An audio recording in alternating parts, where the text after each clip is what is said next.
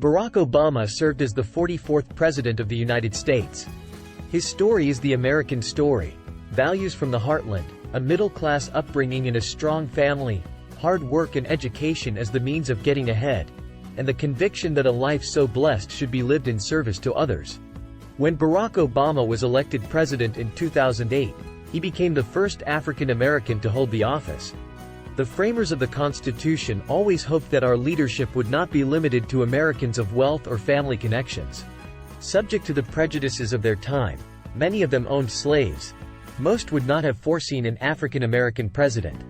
Obama's father, Barack Sr., a Kenyan economist, met his mother, Stanley Ann Dunham, when both were students in Hawaii, where Barack was born on August 4, 1961. They later divorced, and Barack's mother married a man from Indonesia, where he spent his early childhood. Before 5th grade, he returned to Honolulu to live with his maternal grandparents and attend Punahou School on scholarship. In his memoir Dreams for My Father, 1995, Obama describes the complexities of discovering his identity in adolescence.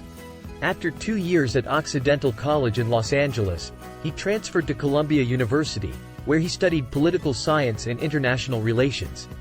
Following graduation in 1983, Obama worked in New York City, then became a community organizer on the south side of Chicago, coordinating with churches to improve housing conditions and set up job training programs in a community hit hard by steel mill closures. In 1988, he went to Harvard Law School, where he attracted national attention as the first African American president of the Harvard Law Review. Returning to Chicago, he joined a small law firm specializing in civil rights. In 1992, Obama married Michelle Robinson, a lawyer who had also excelled at Harvard Law. Their daughters, Malia and Sasha, were born in 1998 and 2001, respectively. Obama was elected to the Illinois Senate in 1996, and then to the U.S. Senate in 2004.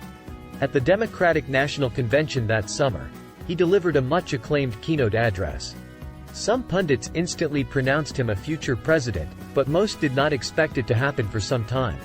Nevertheless, in 2008 he was elected over Arizona Senator John McCain by 365 to 173 electoral votes. As an incoming president, Obama faced many challenges: an economic collapse, wars in Iraq and Afghanistan, and the continuing menace of terrorism. Inaugurated before an estimated crowd of 1.8 million people, Obama proposed unprecedented federal spending to revive the economy and also hoped to renew America's stature in the world.